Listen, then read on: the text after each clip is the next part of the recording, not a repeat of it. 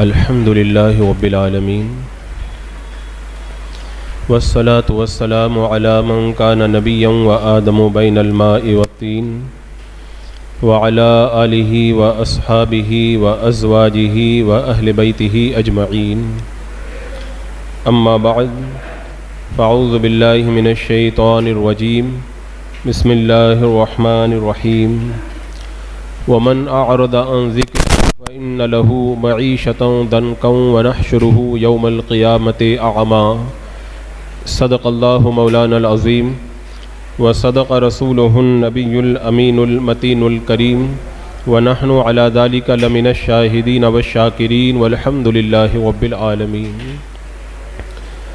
حصول برکت کے لیے انتہائی عقیدت و محبت کے ساتھ ہمارے اور ساری کائنات کے آقا و مولا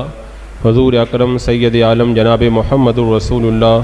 صلی اللہ تعالیٰ علیہ وسلم کی پرنور بارگاہ میں درود و سلام کا ہدیہ پیش کر لیں۔ اللہم صلی علی سیدنا و شفیعنا و حبیبنا و مولانا محمد وبارک وسلم صلاۃ و سلام علیک یا رسول اللہ صلی اللہ تعالیٰ علیہ وسلم۔ لاک ڈاؤن کے بعد میں دوبارہ پھر حالات اپنے معمول پر آنے لگے اور یہ ایک بڑا ہی تکلیف دہ دور تھا جو تقریباً ہماری نگاہوں سے گزر گیا۔ لاک ڈاؤن کے زمانے میں لوگوں نے بہت کچھ دیکھا اور سیکھنے والوں نے اس سے بہت کچھ سیکھنے کی کوشش کی اور بہت کچھ اپنے اندر تبدیلی لانے کا انہوں نے تہیہ کیا۔ لوگوں کو محتاجی کے عالم میں دیکھا، اپنے بچوں کو اپنی پیٹھ پر لاد کر کے سینکڑوں میل کا سفر کرتے ہوئے دیکھا اور یہ بھی منظر دیکھا کہ جو لوگوں کو دیا کرتے تھے ان کو خود فقیروں کے لائن کے اندر بھیک مانگتے ہوئے بھی دیکھا، مسجدوں کو ویران دیکھا، درسگاہوں کو سونا دیکھا اور اس کے علاوہ بہت کچھ ایسے مناظر لاک ڈاؤن نے ہماری نگاہوں کے سامنے رکھے کہ سیکھنے والا اس سے بہت کچھ اگر سیکھنا چاہے تو سیکھ سکتا ہے۔ لیکن یہاں پر یہ بھی ایک بڑے افسوس کی بات ہے کہ جس بستی میں ہم اور آپ رہ رہے ہیں، لاک ڈاؤن کے زمانے میں بھی میں نے نہیں دیکھا کہ ایک بڑا طبقہ ان مشکل حالات سے کچھ سیکھنا چاہتا ہو۔ گرچہ زمانے بھر کے اندر ہو کا سناٹا تھا، لیکن ہمارے یہاں وہی چہل پہل تھی، وہی شور شرابہ تھا، وہی دھینگا مستی تھی اور وہی سب کچھ تھا جو عام طور پر خوشی کے زمانے کے اندر لوگ کیا کرتے ہیں اور سب کچھ بھول بھال کر کے اپنی دنیا میں مگن ہو جایا کرتے ہیں۔ وہی موبائلوں کے اندر گانے بجا کر کے گلیوں کے نکٹ پر بیٹھ جانا، فلمیں لگا کر کے چھتوں کے اوپر فلموں کا نظارہ کرنا اور وہی بے پردگی اور نمازوں کا وہی ترک،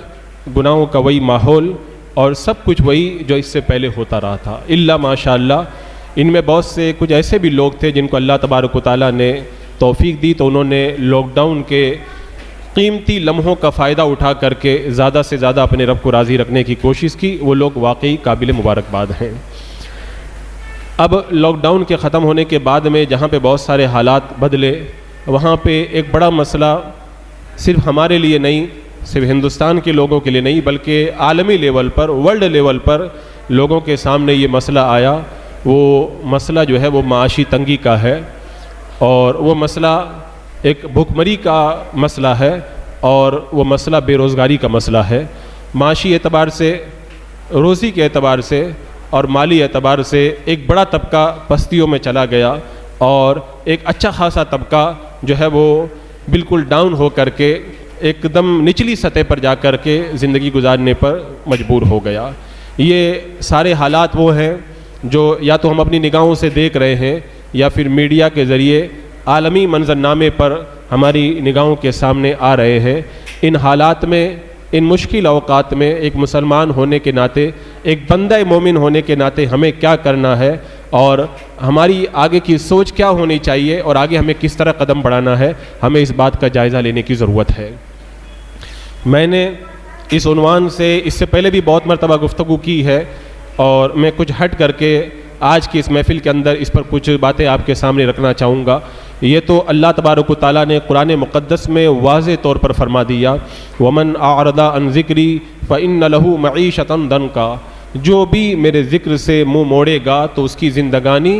تنگ ہے، اس کے لیے تنگ زندگانی ہے۔ یہ آپ دیکھیں کہ لاک ڈاؤن کا آ جانا، بیماری کا پھیلنا، وبا کا آنا، یہ ہونا وہ ہونا، پھر رزق کا تنگ ہو جانا، کاروبار کا ٹھپ ہو جانا، یہ دنیاوی لیول کے اعتبار سے تو اس کے لیے بہت کچھ کہا جا سکتا ہے، لیکن ساری وجوہات کی ایک وجہ، سارے اسباب کا ایک سبب، اور سب سے بڑا جو سبب ہے وہ اللہ تبارک و تعالیٰ نے قرآن مقدس میں بیان فرما دیا کہ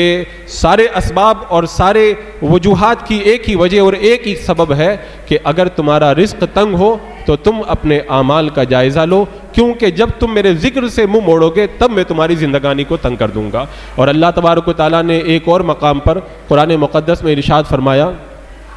ضرب اللہ مثلا قریۃ کانت آمنۃ مطمئنۃ یأتیہا رزقہا رغدا من کل مکان، یعنی اس آیت کریمہ کا مفہوم یہ ہے کہ اللہ نے ایک بستی کی کہاوت کو بیان فرمایا، ضرب اللہ مثلا قریۃ کانت آمنۃ، جو بڑے اطمینان اور سکون کے ساتھ رہتی تھی، اور یأتیہا رزقہا رغدا من کل مکان، ان کو ہر جگہ سے بے شمار رزق ملتا تھا، کثرت سے اللہ تعالیٰ ان کو رزق عطا فرماتا تھا۔ پھر اس کے بعد میں کیا ہوا؟ پھر انہوں نے جب اللہ کی ناشکری کی، ناشکری کا ایک مفہوم یہ بھی ہے، انہوں نے گناہ کر کے اپنے رب کو ناراض کرنا شروع کیا، اور اللہ کی جو نعمتیں ہیں اچھے اعمال کر کے ان نعمتوں کا انہوں نے شکر ادا نہیں کیا، تب پھر اللہ تبارک و تعالیٰ نے فَأَذَاقَ اللَّهُ لِبَاسَ الْجُوعِ وَالْخَوْفِ بِمَا كَانُوا يَصْنَعُونَ، اللہ نے ان کو بھوک اور خوف کا لباس پہنایا ان کے کرتوتوں کی وجہ سے اور ان کے برے اعمال کی وجہ سے۔ تو اس آیت کریمہ میں اللہ تبارک و تعالیٰ نے ایک بستی کی کہاوت بیان فرمائی۔ آج آپ ایک بستی نہیں، آج پوری دنیا کو ایک بستی سمجھ لیں، اور پوری دنیا کی اس کو کہاوت سمجھ لیں کہ جہاں جہاں پر بھی دنیا کے اندر اللہ کی نعمتیں موسلادھار طریقے سے برس رہی تھی اور لوگ اللہ کی نعمتوں سے مالا مال ہو رہے تھے، لیکن جب انہوں نے گناہ کر کے اپنے رب کو ناراض کیا تو پھر اللہ تبارک و تعالیٰ نے بھوک اور خوف کا انہیں لباس پہنا دیا۔ اور کیوں پہنایا؟ بما کانوا یصنعون، ان کے برے کاموں کی وجہ سے اور ان کے کرتوتوں کی وجہ سے اللہ نے ان کے رزق کو تنگ فرما دیا۔ یہ ایک بہت بڑی کہاوت اور بہت بڑی مثال ہے جو ہماری نگاہوں کے سامنے ہے۔ عزیزان مکرم، میں نے حضرت سیدنا ابو بکر صدیق رضی اللہ تعالیٰ عنہ کے اس خطبے کا بھی ایک بار ذکر کیا تھا جو بڑے سنگین حالات میں آپ نے خطبہ دیتے ہوئے ارشاد فرمایا تھا کہ اے لوگوں، جب کسی قوم کے اندر برائی پھیل جاتی ہے، بری باتیں پھیل جاتی ہیں، تو پھر اللہ تبارک و تعالیٰ اس قوم پر مصیبتوں کو مسلط فرما دیتا ہے۔ آج ایک جگہ نہیں، دنیا کے چپے چپے کے اندر جہاں برائیوں کا بازار گرم تھا، اللہ تبارک و تعالیٰ نے پھر ایسی مصیبتوں کو مسلط فرمایا۔ اب اس کے بعد میں ایک بندہ مومن ہونے کے اعتبار سے ہمیں یہ سوچ کر کے اللہ کی بارگاہ کی طرف پلٹنا چاہیے کہ سارے مصائب و آلام اور ساری مشکلات ہمارے برے اعمال اور برے کرتوتوں کی وجہ سے ہے۔ اگر ہم رب کو راضی کریں تو رزاق کل بھی اللہ ہی تھا، آج بھی رزاق اللہ ہے اور ہمیشہ رزق دینے والا پروردگار عالم ہے۔ رب ارشاد فرماتا ہے ان اللہ هو الرزاق ذو القوۃ المتین، بے شک وہ اللہ تبارک و تعالی رزق دینے والا، قوت والا اور قدرت والا ہے۔ اللہ نے اپنی ایسی صفتوں کو یہاں پہ جمع فرمایا، اللہ رزق دینے والا بھی ہے، اور ایسا نہیں ہے کہ وہ رزق تو اس کے پاس میں ہے لیکن وہ دے نہیں سکتا، نہیں، فرمایا قوت والا بھی ہے، وہ دے بھی سکتا ہے، اور ایسا بھی نہیں ہے کہ اس کے لیے کوئی رکاوٹ ہو، فرمایا وہ قدرت والا بھی ہے، اس کے پاس میں کوئی رکاوٹ نہیں آ سکتی، وہ ہر رکاوٹ سے پاک ہے، اللہ قادر مطلق ہے۔ تو جب اللہ نے رزق کی بات کی تو اپنے رزاق ہونے کا بھی ذکر کیا، اپنی قوت کا بھی ذکر کیا اور اپنی قدرت کا بھی ذکر فرمایا، گویا کہ یہ بتا دیا کہ جب رزق کا ذمہ اللہ تبارک و تعالیٰ نے لیا ہے تو تمہیں رزق کے حوالے سے پریشان ہونے کی ضرورت نہیں۔ ہاں، تمہیں اگر پریشان ہونا چاہیے تو ان وجوہات کی بنیاد پہ پریشان ہونا چاہیے جن وجوہات کی بنیاد پر رزاق تم سے ناراض ہوا اور پھر رزاق نے تمہارے رزق کو تنگ کر دیا. لہذا جب تم اللہ کو رزاق کو راضی کرو گے تو پھر وہ قوت والا قدرت والا پروردگار عالم تمہیں دوبارہ پھر کثیر رزق عطا فرمائے گا. عزیزان مکرم، ہم اپنے برے اعمال کی بنیاد پر جب رزق سے محروم ہوتے ہیں، آج اپنے معاشرے اور سوسائٹی کا آپ جائزہ لیں، ہمارے اعمال کتنے اچھے ہیں. آپ پوری سوسائٹی کا اگر جائزہ نہیں لے سکتے، آپ اپنے آپ کا جائزہ لیں. آج ہم خود اپنے اندر کتنے بگاڑ کا شکار ہو گئے ہیں. لاک ڈاؤن کی سختیوں کو دیکھ کر کے ایک بار یہ اندازہ ہوا تھا کہ جب لاک ڈاؤن ختم ہوگا، لوگ دوبارہ اپنے اصلی حالات کی طرف پلٹیں گے، تو اتنی مشکلوں سے گزرنے کے بعد میں لوگوں کا ذہن بدلے گا، لوگوں کی فکر بدلے گی، لوگوں کی چال ڈھال بدلے گی، ان کا طرز گفتار بدلے گا، ان کا کردار بدلے گا، ان کی زندگی کی جو ایکشن ہے اس کے اندر تبدیلی آئے گی، ان کے صبح و شام کے اندر تبدیلی پیدا ہوگی، اور پھر ان مشکلات سے نکل کر کے ایک بندہ مومن ایک الگ انداز کے اندر دوبارہ اپنی نئی زندگی کا آغاز کرے گا، اور پھر دوبارہ وہ اس انداز کے اندر سامنے آئے گا کہ مشکلات سے سبق سیکھ کر کے اپنے خدا کی یاد کے اندر مگن ہونے کی کوشش کرے گا، اور اپنے روٹے ہوئے رب کو راضی کرنے کے لیے وہ انتھک کوششوں کو کر کے اپنے مولا کو منائے گا. لیکن جب لاک ڈاؤن کی سختیاں ختم ہوئی اور حالات دوبارہ معمولات کی طرف پلٹے تو ہم نے بہت کم لوگوں کو سدھرتے ہوئے دیکھا، بہت کم لوگوں کی زندگیوں کے اندر ہم نے بدلاؤ دیکھا، اور بہت کم ایسے لوگ ہیں جن کی زندگیوں کے اندر کچھ چینجنگ اور تبدیلی ہمیں نظر آئی. ورنہ آج بھی وہی چال ڈال ہے، وہی طرز گفتار ہے، وہی طرز رفتار ہے، وہی صبح و شام کا طریقہ ہے، اور وہی اٹھنا، وہی بیٹھنا، وہی کھانا، وہی پینا اور وہی سونا، سب کچھ وہی ہے. عزیزان مکرم، اگر ہم اپنے اندر تبدیلی نہیں لائیں گے تو کہیں ایسا نہ ہو کہ حالات پھر ہمیں دوبارہ ایک بار اور سیکھنے پر مجبور کریں. اللہ تبارک و تعالیٰ ان مشکل حالات کے ذریعے ہمیں ایک اچھا سبق دیتا ہے. آپ دیکھیں، جن لوگوں کو تقریریں نہیں جگہ پاتی، جن لوگوں کو قرآن کی آیتیں سنا کر کے ہم لوگ نہیں جگہ پاتے، جن کو اقوال رسول اکرم صلی اللہ تعالیٰ علیہ وسلم کے ذریعے نصیحت حاصل نہیں ہوتی، جنہیں زمانے بھر کی نصیحت کرنے والے سمجھا دیں لیکن جن کی زندگی میں چینجنگ اور تبدیلی نہیں آتی، اگر ان کا رزق تنگ ہو جائے، وہ روزی کے لیے پریشان ہو جائیں، اور خدا نہ کرے کبھی اگر وہ لقموں کے لیے محتاج ہو جائیں، تو دیکھو انہیں کسی تقریر کی ضرورت نہیں پڑے گی، انہیں کسی قرآن و سنت کے فرامین کی ضرورت نہیں پڑے گی، وہ خود اپنے آپ بدلنے لگ جائیں گے. مسجدوں کی طرف ان کے قدم اٹھتے ہوئے نظر آئیں گے. اللہ کے احکامات کے اوپر چلنے کے لیے ان کے دل کے اندر ایک للک پیدا ہوگی. بغیر کسی عالم کی رہنمائی کے ان کا دل خود مچلے گا کہ میں اللہ کی بارگاہ میں جاؤں، میں سجدہ کروں، اپنے رب کو مناؤں، میں اپنے رب سے دعا کروں. دیکھیں، فرعون کو 400 سال تک تقریباً حضرت موسیٰ علیہ السلام سمجھاتے رہے لیکن نہیں سمجھا. لیکن جب اللہ نے اس کو مصیبت میں گرفتار کیا اور ڈوبنے لگا تو کہا کہ موسیٰ اور ہارون کے رب پہ میں ایمان لے آیا. بس ایک ڈبکی لگائی رب تبارک و تعالیٰ نے تو بس ایک ڈبکی کے اندر اس کی عقل ٹھکانے آ گئی. تو جس کو تقریریں نہیں سمجھا پاتی انہیں حالات سمجھا دیتے ہیں. قارون جسے زکوٰۃ کا حکم دیا گیا، اس نے کہا کہ زکوٰۃ دوں گا تو مال کم ہو جائے گا، بہت سمجھایا، ماننے کے لیے تیار نہ ہوا. لیکن جب حضرت موسیٰ علیہ السلام کے حکم سے زمین نے اس کو پکڑ لیا اور جب زمین میں دھنسنے لگا تو معافی بھی مانگنے لگا، زکوٰۃ دینے کا اقرار بھی کرنے لگا. لیکن وقت اس کا گزر گیا تھا. جنہیں کوئی نہیں سمجھا سکتا انہیں پھر اللہ کی طرف سے اٹھنے والی لاٹھی کی آواز اسے سمجھا دیا کرتی ہے. اب اگر ان مشکل اوقات اور مشکل حالات کے ذریعے بھی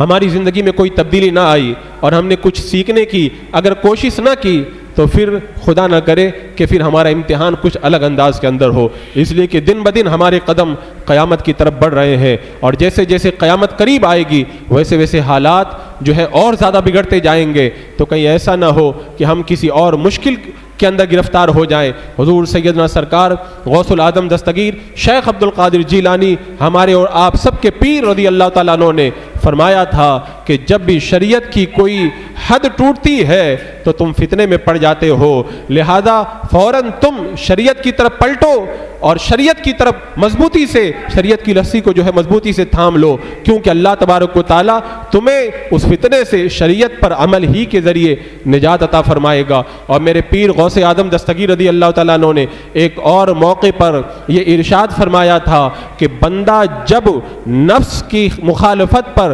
مداومت کرتا کرتا ہے شریعت پر عمل کر کے اور اللہ اور اس کے رسول کے احکامات کے اوپر عمل کر کے، تو اللہ تبارک و تعالیٰ اسے دنیا اور آخرت کی بڑی بڑی نعمتوں سے مالا مال فرماتا ہے۔ تو اللہ تبارک و تعالیٰ بڑی بڑی نعمتوں سے کم مالا مال فرماتا ہے جب ہم دین پہ عمل کرتے ہیں، شریعت پہ عمل کرتے ہیں، اور دین اور شریعت سے ہٹ کر کے جب زندگی گزارتے ہیں تو خدا اس کے رسول کے نافرمان بن جاتے ہیں، اور تبھی یہ مشکل حالات ہمارے اوپر آتے ہیں۔ آج دیکھیں جو لوگ نوکری کے لیے صبح سویرے اٹھ کر کے جایا کرتے ہیں، اگر نوکری کے لیے صبح میں نہ اٹھنا پڑے اور فجر کی نماز کے لیے ان کو اٹھایا جائے تو مجھے بتاؤ کیا وہ فجر کی نماز کے لیے مسجد میں جلدی اٹھ کر کے آنے کے لیے تیار ہوگا؟ اس سے اگر کہا جائے تو اس کا ایک ہی جواب ہوگا کہ کیا کرتا، مجھ سے صبح میں اٹھا نہیں جاتا۔ میں اس سے پوچھتا ہوں اگر تیری جاب ہے تو تو اٹھ کر کے صبح میں اگر 4 بجے کا ٹائم ہے تو 3:30 بجے اٹھ کر کے روانہ ہو جاتا ہے، اور خدا کے گھر کے اندر اگر تجھے 5 بجے بلایا جائے تو کہتا ہے مجھ سے اٹھا نہیں جاتا۔ بتاؤ جب ہم دین کی اس قدر بے حرمتی کریں گے اور اللہ اس کے رسول کی حدوں کو اس طرح توڑیں گے تو ہمارے اوپر فتنے کیوں نہیں آئیں گے؟ آپ دیکھیں حالات کا جائزہ لیں، آج دنیا کے نہ جانے کیسے کیسے لوگوں کے یہاں ہم چکر لگا کر کے ان کی جی حضوری کرنے کے لیے تیار ہو جاتے ہیں، اور اگر یہ کہا جائے کہ خدا کی بارگاہ میں آ کر کے خدا کو راضی کرو تو پھر اللہ تبارک و تعالیٰ جب راضی ہو جائے گا تو سارے تمہارے کام بن جائیں گے، لیکن یہ بات ہمیں سمجھ میں نہ آتی، اور دنیا کے جو ہے وہ حقیر اور ذلیل لوگوں کے سامنے جھکنا ہمیں بالکل بھی عیب معلوم نہیں ہوتا، اور خدا کی بارگاہ میں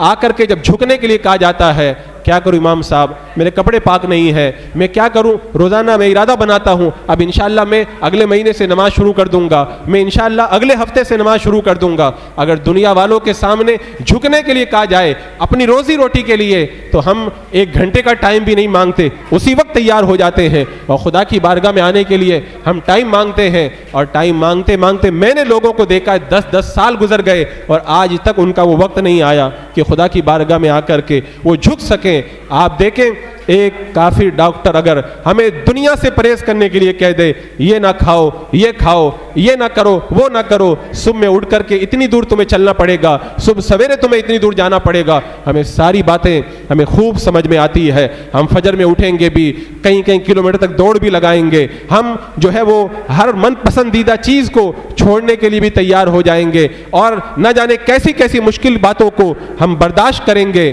لیکن اللہ تبارک و تعالیٰ نے ہمیں جو احکامات عطا فرمائے ہیں اور اللہ رب قدیر نے ہمیں جو حکم دیا ہے اس پر اگر عمل کرنے کے لیے کہا جائے تو کئی کلومیٹر نہیں، اگر چند قدم چل کر کے مسجد میں آنے کے لیے کہا جائے تو ہمیں ایسا لگتا ہے جیسے ہمارے سروں کے اوپر بہت بڑا پہاڑ لاد دیا گیا ہے۔ اب آپ اس سے اپنے ایمان کا جائزہ لے لیں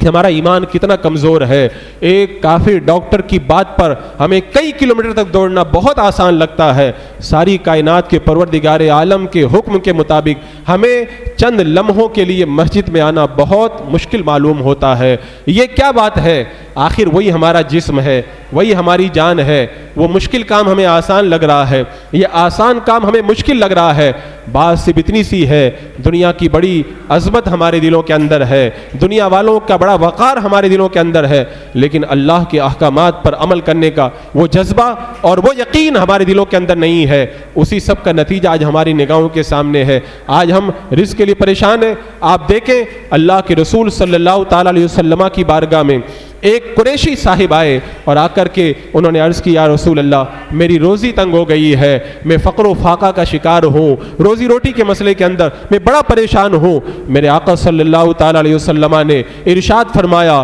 کہ تم نماز کی پابندی کرو، اللہ تبارک و تعالیٰ تمہیں رزق عطا فرمائے گا۔ اور میرے آقا علیہ السلام نے صرف اتنا ہی نہیں فرمایا، پڑھنے کے بعد میں اللہ کے رسول علیہ السلام نے وہ آیت کریمہ بھی پڑھی، فرمایا وَأْمُرْ أَهْلَكَ بِالصَّلَاةِ، اپنے گھر والوں کو نماز پڑھنے کا حکم دو۔ یہ رب فرماتا ہے وَاسْتَبِرْ عَلَيْهَا، اور اس کے اوپر تم بھی قائم رہو۔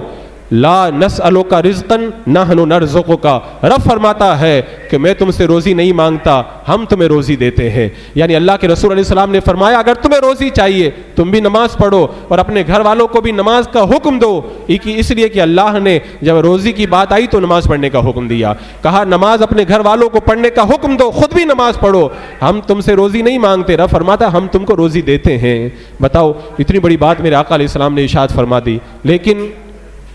آج یہ ساری باتیں ہمیں اتنی آسانی سے سمجھ میں نہیں آتی، اور ہو سکتا ہے کہ اگر آج نہ سمجھ میں آئیں تو کل پھر قبر کے اندر افسوس کے سوا ہمارے پاس میں کوئی چارہ نہ رہ جائے۔ آج اپنے معاشرے اور سوسائٹی کا آپ جائزہ لیں۔ میں نے ایک بات ابھی تو نماز کے حوالے سے کی ہے، ورنہ جو فتنے، جو برائیاں اور جو غلط چیزیں ہمارے سوسائٹی اور معاشرے میں موجود ہیں، یہ اتنی بڑی باتیں ہیں کہ اگر اللہ کا عذاب آج اگر ہمارے اوپر آ جائے تو واقعی عذاب کے مستحق ہیں۔ یہ تو بس اللہ کے رسول علیہ السلام کی شان رحمت للعالمین ہے کہ اللہ اپنے محبوب کے صدقے میں اس امت کے اوپر کرم فرماتا ہے اور عذاب سے محفوظ فرماتا ہے۔ ورنہ آپ دیکھیں،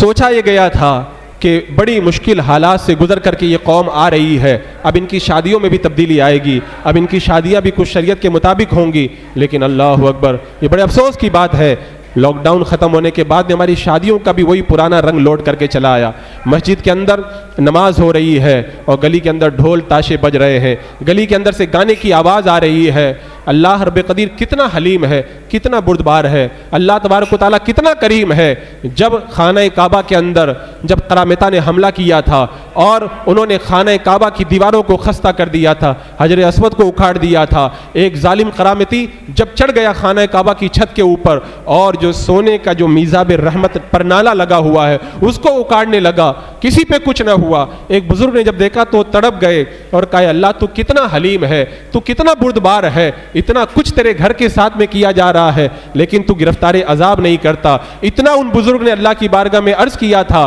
وہ اوپر سے گھرا اور نیچے گر کر کے فوراً جو ہے وہ ہلاک ہو گیا۔ تو یہ اللہ تبارک و تعالیٰ کی جو ہے وہ شان حلیمی ہے کہ اللہ تبارک و تعالیٰ اپنے مقدس گھر کی آبروؤں کو اس طرح پامال ہوتے ہوئے دیکھتا ہے، اپنے اس مقدس گھر کی اس قدر بے حرمتی کو ہوتے ہوئے دیکھتا ہے، پھر بھی تمہارے اوپر عذاب نازل نہیں کرتا۔ لیکن ہمیں اور آپ کو تو ایک مسلمان ہونے کے ناطے اتنا سوچنا ہی ہوگا، اور یہ بھی ایک بڑے جو ہے وہ قلق کی بات ہے، یہ بھی بڑے افسوس کی بات ہے کہ ہم اگر کوئی بات کہیں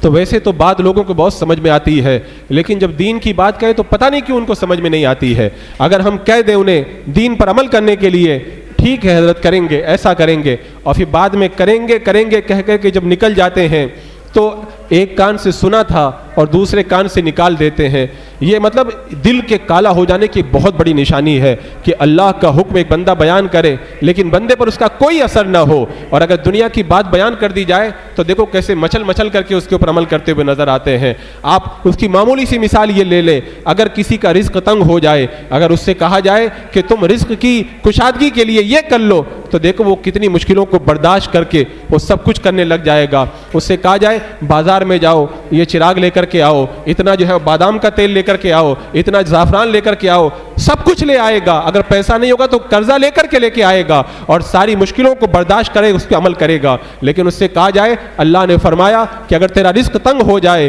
تو وَأْمُرْ أَهْلَكَ بِالصَّلَاةِ، اپنے گھر والوں کو نماز کا حکم دے، وَاسْتَبِرْ عَلَيْهَا، اور اس کے اوپر تو بھی ڈٹ کر کے قائم رہے، لَا نَسْأَلُكَ رِزْقًا نَحْنُ نَرْزُقُكَ، ہم تجھ سے روزی نہیں مانگتے، ہم خود تجھے روزی عطا فرمائیں گے۔ جب یہ کہا جائے تو کوئی اثر نہیں ہوتا۔ اثر تو اس وقت ہوگا جب بازار سے جو ہے وہ دعا تعویذ کا سامان منگوایا جائے اور پھر اس کو بیٹھ کر کے اس سے خرچ کروا کر کے کچھ پڑھا جائے اور وہ مگن ہو کر کے جائے گا جیسے میں نے بہت بڑا کام کر لیا ہے۔ حضرات مکرم، قوم کی یہ سب وہ حالتیں ہیں جن کو بیان کرتے ہوئے جو ہے وہ دل روتا ہے کہ ہمارے اندر آج اتنا بگاڑ پیدا ہو گیا، اور پھر ہم کہتے ہیں کہ ہماری روزی کے اندر بڑی تنگی ہے۔ عزیزان مکرم،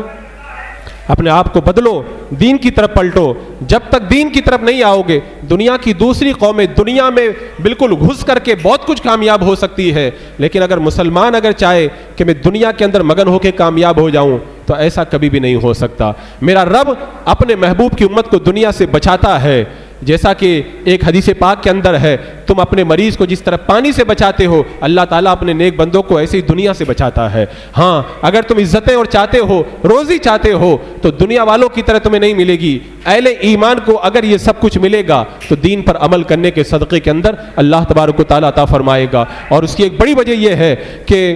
آج ہمارے گناہ کثیر ہو گئے، اور اللہ کے رسول علیہ السلام نے ارشاد فرمایا کہ بہت سے لوگوں کو، مفہوم حدیث ہے، بہت سے لوگوں کو اللہ تبارک و تعالیٰ گناہوں کی وجہ سے رزق سے محروم فرما دیتا ہے، اور فرمایا کہ اگر تمہارا رزق تنگ ہو جائے، کثرت سے اللہ کی بارگاہ میں توبہ و استغفار کرو، اللہ تبارک و تعالیٰ تمہیں روزی بھی عطا فرمائے گا اور تمہیں غموں سے نجات بھی عطا فرمائے گا۔ اور نماز کی پابندی کے ساتھ میں اگر آپ چاہتے ہو کہ اللہ تعالیٰ ہماری روزی زیادہ کر دے تو اس کے لیے حدیثوں کے اندر بہت سارے وظائف روایت موجود ہیں. ایک شخص میرے آقا صلی اللہ تعالیٰ علیہ وسلم کی بارگاہ کے اندر حاضر ہوئے اور انہوں نے حاضر ہو کر کے اپنی روزی کے حوالے سے جب بیان کیا تو اللہ کے رسول صلی اللہ تعالیٰ علیہ وسلم نے ارشاد فرمایا تم فرشتوں کی تسبیح کیوں نہیں پڑھتے؟ عرض کی یا رسول اللہ وہ کیا ہے؟ میرے آقا علیہ السلام نے ارشاد فرمایا فجر کا وقت شروع ہونے سے لے کر کے فجر کی نماز سے پہلے تک جو ٹائم رہتا ہے، یعنی صبح صادق سے لے کر کے فجر کی جماعت کھڑی ہونے سے پہلے جو ٹائم ہوتا ہے اس وقت کے اندر تم 100 مرتبہ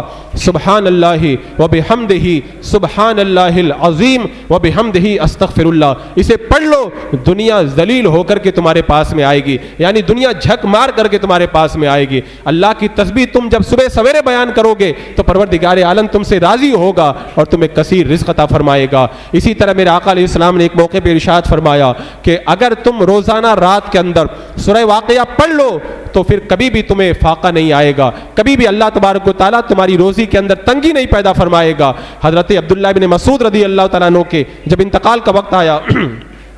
تو آپ سے کہا گیا حضور آپ کی بچیوں کے لیے ہم بیت المال سے کچھ وظیفہ مقرر کر دیں. آپ نے فرمایا میری بچیوں کے لیے کوئی وظیفہ مقرر کرنے کی ضرورت نہیں ہے، میں نے اپنے بچیوں کو سورہ واقعہ یاد کروا دی ہے، میری بچیاں سورہ واقعہ پڑھتی رہیں گی، اللہ ان کو روزی عطا فرماتا رہے گا. اور اسی لیے فرمایا صحابہ کرام نے کہ اپنے آپ کو بھی یاد کرو اور سورہ واقعہ اپنے بچوں کو بھی یاد کراؤ. یہ وہ صورت ہے جس کے وسیلے سے اللہ تبارک و تعالیٰ کثیر روزی عطا فرماتا ہے. اسی طرح ایک موقع پر میرے آقا صلی اللہ تعالیٰ علیہ وسلم نے ارشاد فرمایا جو بندہ مومن صبح و شام 100 مرتبہ لا الہ الا اللہ الملک الحق المبین پڑھ لے گا اللہ تبارک و تعالیٰ اسے دنیا میں روزی عطا فرمائے گا اور قبر کے اندر اللہ اسے قبر کی وحشتوں سے نجات عطا فرمائے گا. اعلیٰ حضرت سرکار نے بھی اپنے وظائف کے اندر یہ وظیفہ نقل کیا ہے کہ صبح و شام یہ وظیفہ پڑھو 100 مرتبہ لا الہ الا اللہ الملک الحق المبین. یہ ایسا وظیفہ ہے جو بے روزگاروں کو اللہ تبارک و تعالیٰ جس کے صدقے میں بے پناہ روزی عطا فرماتا ہے. حضرت علی رضی اللہ تعالیٰ عنہ کی بارگاہ میں ایک شخص آیا اور آ کر کے کہنے لگا حضور میرے اوپر بہت زیادہ قرضہ ہو گیا، میں بہت پریشان ہوں، قرض سے نجات کا کوئی راستہ نظر نہیں آتا، آپ کچھ مجھے بتا دیجئے. حضرت علی رضی اللہ تعالیٰ عنہ نے فرمایا کہ اللہ کے رسول علیہ السلام نے جو وظیفہ مجھے بتایا تھا وہ وظیفہ آج میں تم کو بتاتا ہوں. اور یہ وہ وظیفہ ہے کہ اگر کسی پر احد پہاڑ کے برابر بھی اگر کوئی قرضہ ہو اس وظیفے کو پڑھ لے تو اللہ تبارک و تعالیٰ اس کے قرضے کو ادا کروا دے گا. فرمایا وہ وظیفہ یہ ہے کہ صبح و شام یہ دعا پڑھو اللہم اکفنی بحلالک عن حرامک واغننی بفضلک عمن سواک. چھوٹی سی دعا ہے اللہم اکفنی بحلالک عن حرامک واغننی بفضلک عمن سواک. بندہ جب اس دعا کو پڑھے گا اللہ تبارک و تعالیٰ اگر اس کے اوپر احد پہاڑ کے برابر سونا بھی اگر قرضہ ہوگا تو بھی اللہ تبارک و تعالیٰ اس کی ادائیگی کا سامان پیدا فرما دے گا. تو بندہ جب نیک بن جائے نماز پڑھے یہ بات یاد رکھنا کہ ایسا نہیں کہ امام صاحب نے وظیفہ بتایا اب یہی جو ہے وہ روزی دلا دے گا. اس کے لیے شرطیں میں نے پہلے بیان کر دی. حضور سیدنا غوث اعظم دستگیر رضی اللہ تعالیٰ عنہ نے بہت سارے وظائف بیان فرمائے اور فرمایا اگر وظیفے کا اثر چاہتے ہو تو چند چیزوں پہ عمل کرو. ان میں سے پہلی بات یہ ہے ایمان مضبوط ہونا چاہیے، نمازوں کی پابندی ہونا چاہیے، برے اعمال سے بندہ بچتا ہو، دل کے اندر پختہ یقین رکھتا ہو، غریبوں کے حوالے سے دل کے اندر رحم رکھتا ہو، اور اگر چاہتا ہے تو تہجد کی نماز کی بھی پابندی کر لے اور اللہ کی بارگاہ میں کوئی وظیفہ کرنے سے پہلے غریبوں کو کچھ صدقہ دے دے اور جب وظیفہ کرنے بیٹھ جائے تو دل لگا کے وظیفہ کرے. اللہ کو جو ہے وہ اللہ تبارک و تعالیٰ کی رحمتوں کو حاضر کر کے پوری دل جمی کے ساتھ میں جب وہ وظیفہ پڑھے گا تو پھر اللہ تبارک و تعالیٰ اس کا اثر ضرور ظاہر فرمائے گا. آپ آ گئے نہ نمازی ہیں نہ گناہوں سے توبہ کر رہے ہیں اور نہ کسی حرام چیز کو ترک کر رہے ہیں اور بس بے دلی کے ساتھ میں کچھ پڑھنا شروع کر دے ساری زندگی پڑھتے رہیں اس کا کوئی اثر ظاہر نہیں ہوگا. اور ایک بہت بڑا وظیفہ میرے آقا صلی اللہ تعالیٰ علیہ وسلم نے ارشاد فرمایا کہ اگر کسی کو دشمنوں کا خوف ہو، اگر کسی کی روزی تنگ ہو جائے تو میں ایسا وظیفہ بتاتا ہوں جو وظیفہ کبھی بھی خطا نہیں کرتا. میرے آقا صلی اللہ تعالیٰ علیہ وسلم نے ارشاد فرمایا وہ وظیفہ یہ ہے کہ تم اللہ کی بارگاہ کے اندر دعا کرو، اس لیے کہ دعا یہ مومن کا ہتھیار ہے. دعا سے کیا نہیں ہوتا، آپ دیکھیں جب طائف کی سرزمین پر میرے آقا علیہ السلام پر پتھروں کی بارش کی گئی، پتھروں سے آپ لہو لہان ہو کر کے پہنچے اور ایک باغ میں پہنچے، آپ نے 2 رکعت نماز ادا فرمائی، پھر اللہ کی بارگاہ میں صبح صادق کے وقت میں جو دعا کی تھی، آج بھی حدیثوں میں وہ دعا موجود ہے۔ بندہ جب تکلیف میں مبتلا ہوتا ہے تو میرے آقا علیہ السلام نے ہمیں سمجھایا کہ دعا کرنا چاہیے۔ بدر کے میدان میں سارا کفر اکٹھا ہو کر کے آ گیا، مسلمان کمزور، ہتھیار بھی نہیں، پریشانی کا عالم تھا، کھانے کے لیے بھی چیزیں کم تھی۔ اس وقت پوری رات میرے آقا صلی اللہ تعالی علیہ وسلم اپنے خیمے کے اندر اللہ کی بارگاہ میں دعا کرتے رہے۔ جب صبح صادق کا وقت قریب ہوا، حضرت صدیق اکبر گئے اور جا کے کہا یا رسول اللہ اب سجدے سے سر اٹھا لیجئے، اللہ کی مدد آنے والی ہے۔ تو ایسے مشکل وقت کے اندر میرے آقا نے فرمایا دعا تمہارا سب سے بڑا ہتھیار ہے، روزی بھی لے آئے گا یہ ہتھیار، اگر تم اس ہتھیار کو استعمال کرو گے تو اس کے ذریعے تم اپنے دشمنوں کے اوپر فتح بھی حاصل کر لو گے۔ حضرت نوح علیہ السلام نے 950 سال تک تبلیغ تھی، ظالموں نے اتنا ظلم کیا، جب ظلم کی حد ہو گئی تو آخر میں حضرت نوح علیہ السلام نے بھی یہی ہتھیار استعمال کیا، اللہ کی بارگاہ میں دعا کی، رب انی مغلوب فانتصر، اے اللہ میں مغلوب ہوں، اے اللہ تو میری مدد کر، میرا بدلہ لے لے۔ پھر اللہ نے کیسا بدلہ لیا، ساری زمین کے کافروں کو اللہ نے ہلاک فرما دیا۔ آپ دیکھیں حضرت ایوب علیہ السلام پر کئی سالوں تک بیماری نے ڈیرا ڈالا، آپ کے بچے سارے انتقال کر گئے، سارے یارو مددگار چھوڑ کے چلے گئے، بیماری دراز ہو گئی، سارے طبیبوں نے جواب دے دیا۔ اللہ کی بارگاہ میں ایک دن ہاتھ اٹھایا، رب انی مسنی الضر وانت ارحم الراحمین، اے میرے اللہ مجھے تکلیف پہنچی ہے، تو سب سے بڑا رحم کرنے والا، اللہ مجھ پر رحم فرما دے۔ دعا کی، اللہ نے فوراً شفا عطا فرما دی۔ حضرت زکریا علیہ السلام نے جب اللہ کی بارگاہ میں دعا کی، اللہ میرے پیچھے کیسے لوگ ہیں، پتہ نہیں دین کا کیا حال کریں گے، مجھے اولاد نہیں، اللہ مجھے اولاد عطا فرما، رب لا تذرنی فردا وانت خیر الوارثین، اے میرے رب مجھے تنہا مت چھوڑ، مجھے بہترین وارث عطا فرما۔ تو آپ کو حضرت یحییٰ علیہ السلام عطا کیے گئے۔ حضرت یونس علیہ السلام جب قوم سے نکل کر کے گئے اور سمندر کی گہرائیوں میں مچھلی کے پیٹ میں چلے گئے، اس وقت آپ نے کیا دعا کی تھی، لا الہ الا انت سبحانک انی کنت من الظالمین۔ تو اللہ تبارک و تعالیٰ نے اس دعا کے صدقے میں آپ کو مچھلی کے پیٹ سے نجات عطا فرمائی تھی۔ تو میرے آقا نے فرمایا کہ ہر دشمن سے نجات پانے اور اللہ کی بارگاہ سے روزی حاصل کرنے کے لیے بہت بڑا ذریعہ دعا ہے۔ کبھی خدا کی بارگاہ میں آؤ، اپنے سر کو جھکا کر کے دعا مانگ کے تو دیکھو، پھر اللہ تعالیٰ دیکھو کیسے عطا فرماتا ہے۔ اور یہ کبھی مت کہنا کہ ہم نے اللہ کی بارگاہ میں مانگا لیکن رب نے نہیں دیا، ایسا کبھی مت کہنا۔ اگر تم نے مانگا ہے اور تم کو نہیں ملا ہے تو یا تو تم سمجھ نہیں پائے ہو اور یا پھر تمہاری دعاؤں میں کمی ہے، تمہارے رزق کے اندر یا تو پھر حرام رزق شامل ہے اور یا پھر تمہارے اندر ایسی کمیاں ہیں جن سے تم کو توبہ کر کے پہلے اپنے رب کو منانا پڑے گا، اس کے بعد میں تم اللہ کی بارگاہ میں جب جھکو گے تو دیکھو اللہ تبارک و تعالیٰ کیسے تمہاری مدد فرماتا ہے۔ وَلَوْ أَنَّ قَرْيَةً، اور اللہ تبارک و تعالیٰ نے جو قرآن مقدس میں ارشاد فرمایا کہ وہ بستی والے اگر اللہ کی بارگاہ میں رجوع لاتے تو پھر اللہ تبارک و تعالیٰ ان پر کیسے آسمان اور زمین کی رحمتیں نازل فرما دیتا۔ تو ضرورت اس بات کی ہے ان مشکل حالات میں سب سے پہلے اپنے آپ کو بدلو، نیکیوں کی طرف آؤ، اپنی مسجدوں کو آباد کرو، گناہوں کو ترک کرو اور اپنی شادیوں کو شریعت کے مطابق بناؤ اور پھر اللہ کی بارگاہ میں آ کر کے دعا کرو، میرے آقا نے جو وظائف بتائے ان پہ عمل کرو، ساری مشکلیں آسان ہوں گی، ساری پریشانیاں دور ہوں گی اور اللہ تمہارے اوپر رزق کے دروازے کھول دے گا۔ اللہ کے پاس رزق کے خزانے کل بھی تھے اور آج بھی ہیں، رب کے خزانوں میں ایک رتی برابر نہ کمی آئی ہے اور نہ قیامت تک آ سکتی ہے۔ ہاں رزق ہمیں نہیں مل رہا ہے تو ہماری کمی کی وجہ سے نہیں مل رہا ہے، ہماری کمی دور ہو جائے گی تو دوبارہ اللہ کا رزق ہمارے اوپر برسنا شروع ہو جائے گا۔ اللہ رب قدیر ہمیں دین پر، شریعت پر عمل کر کے پورے طور کے اوپر اللہ کو راضی کرنے کی توفیق عطا فرمائے۔ وما علینا الا البلاغ۔ السلام علیکم۔